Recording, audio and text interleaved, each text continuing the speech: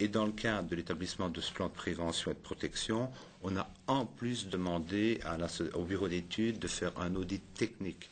Donc il est vrai que cet audit met bien en évidence des choses qu'on savait, mais on a à la fois demandé, il y a un captage qui est par exemple celui de Raillé, donc il dit à craindre parce qu'il est mal situé, mais il est mal situé depuis 30 ans, il est dans le bas du village.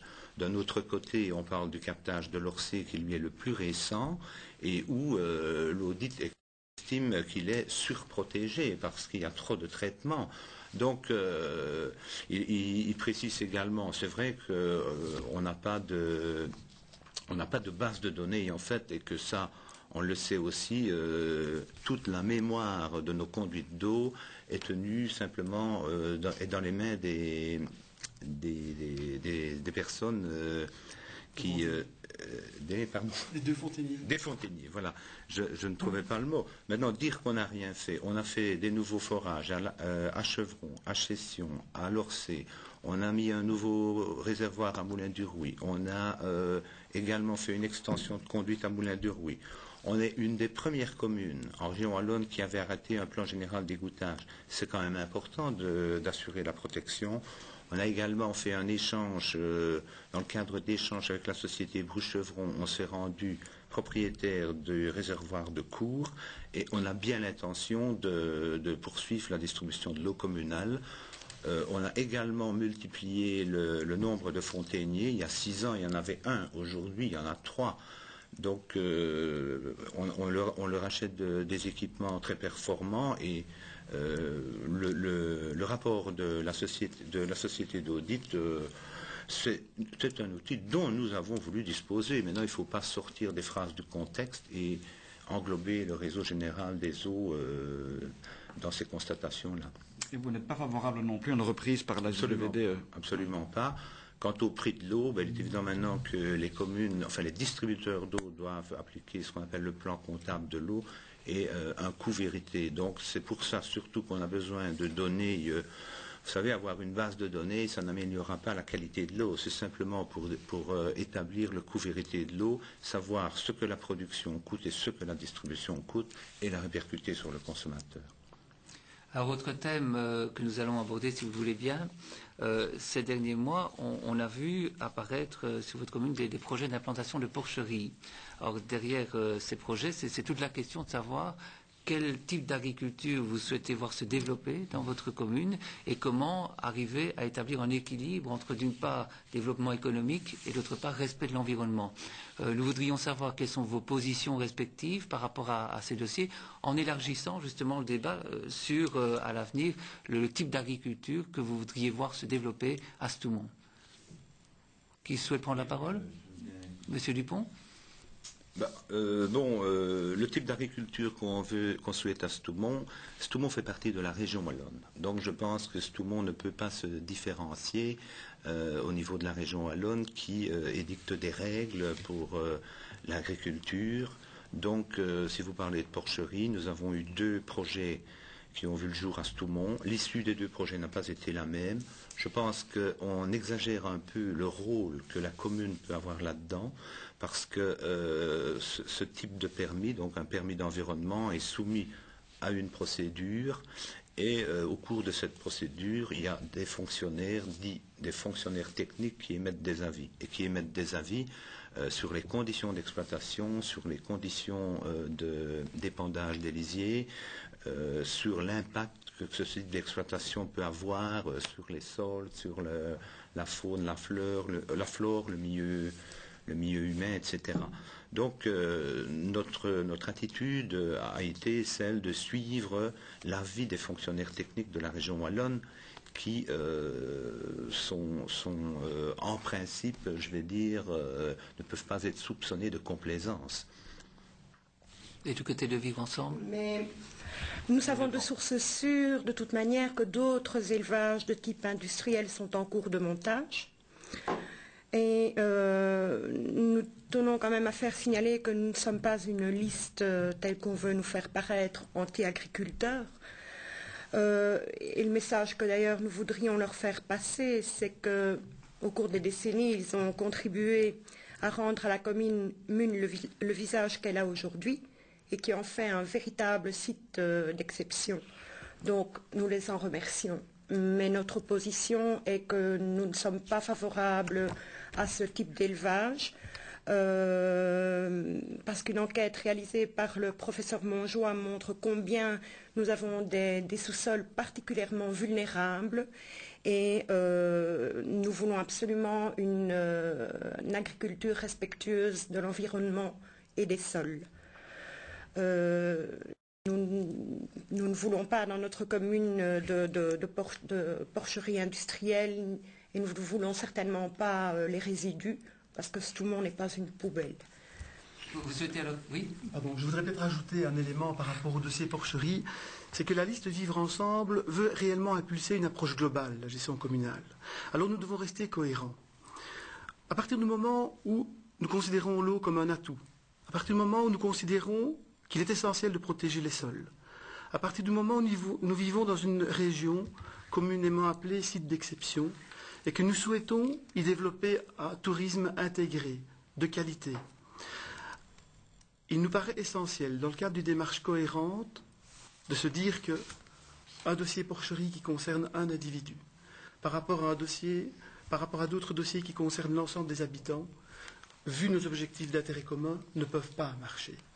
Et c'est clair que nous ne sommes pas contre les agriculteurs, nous sommes conscients que l'agriculture est en pleine mutation aujourd'hui, mais l'importance du cadre de vie pour une population qui a très fort évolué durant ces dernières décennies à Stoumont est important.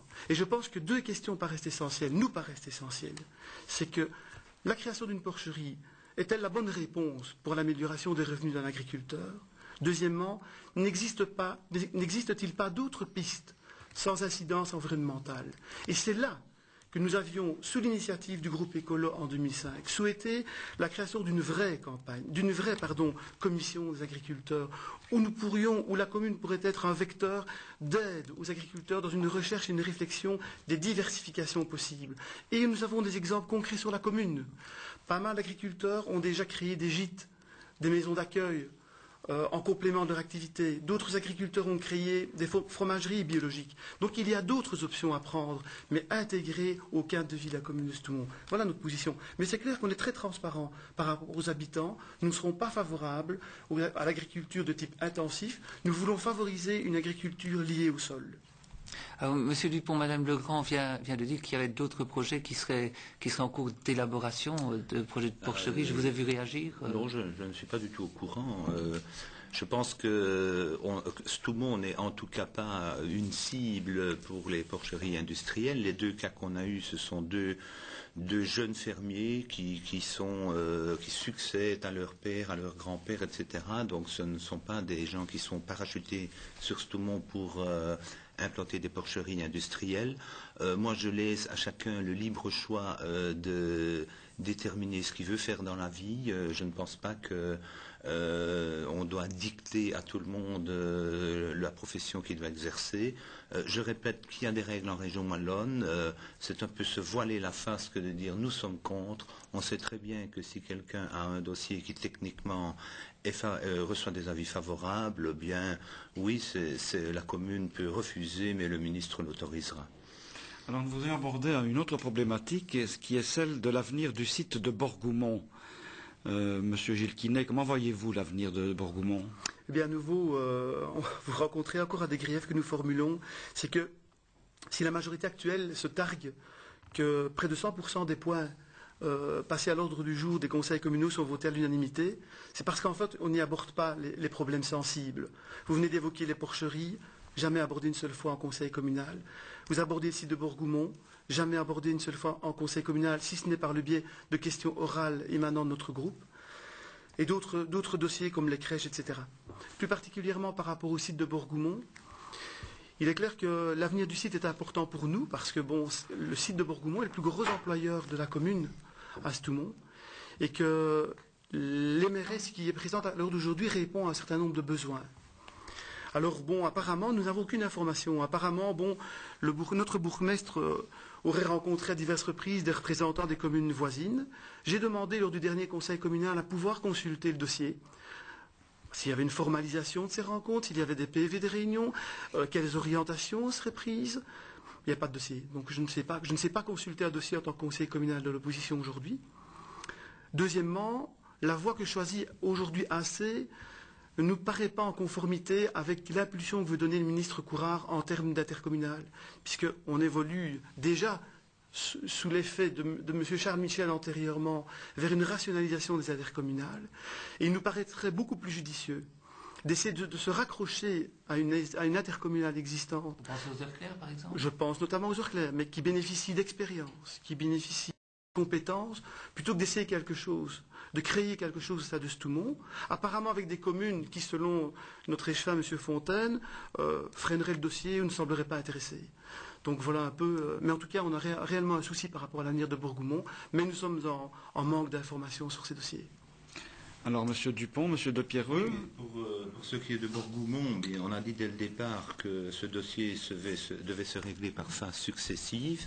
Je ne vais pas m'étendre sur les 2 premières phases qui sont réalisées, c'est-à-dire que la commune a acheté le domaine forestier de Bourgoumont.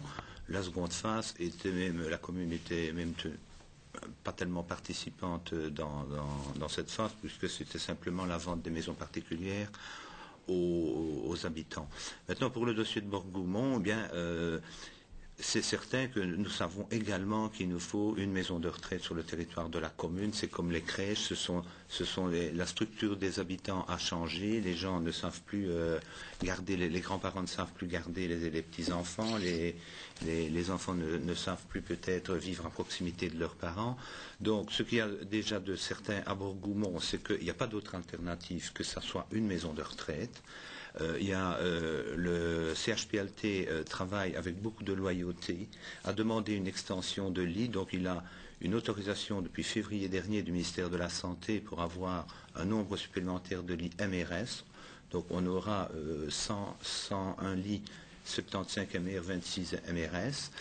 Également, nous avons effectivement eu des réunions avec d'autres communes. Maintenant, c'est pas un terme très bien choisi de dire que les autres communes ne sont pas intéressées. Il est vrai qu'on est dans une année électorale, donc c'est un dossier important qui doit se régler dans la sérénité et avec des gens qui ont une vision des choses devant eux. Donc il y a un peu de réserve parce que je pense que si on avait tout réglé maintenant, on nous dirait alors oui, mais on va peut-être changer de majorité et vous avez décidé d'orienter Bourgoumont dans telle direction. Donc on n'est pas non plus arrêté sur le fait de créer une nouvelle intercommunale. On sait très bien que les heures claires sont là et qu'on peut également s'y rattacher. C'est toutes choses qui sont en discussion, mais qui doivent se faire dans la sérénité. Il ne faut pas en faire un enjeu électoral. Bourgoumont restera une maison de retraite. La commune est propriétaire de tout ce qui l'entoure. Donc, on va vraiment dans cette voie-là. On a une autorisation pour augmenter le nombre de lits. Elle est valable 2 ans, donc jusqu'en 2008. Oui, une toute petite réaction par rapport à la période électorale. Restons réalistes. En 2004, l'Alliance communale signalait déjà qu'elle se porterait au chevet de Bourgoumont. En 2004. Je pense que les 2 premières phases évoquées par M. Dupont sont aléatoires par rapport au personnel qui est occupé à Bourgoumont et surtout à la qualité des services qui sont offerts. En fait, un petit peu poussé par le CHPLT dans le dos. Si nous n'acquérions pas les bois, les 54 hectares de bois, c'était vendu à quelqu'un d'autre. Donc on n'avait pas tellement de choix. Et bon, le passage des logements au foyer malmédien, c'est également sous l'impulsion du CHPLT. On ne peut pas dire qu'il y a eu une initiative de la commune de Stoumont en cette matière. Alors, le sujet suivant, on part de Bourgoumont.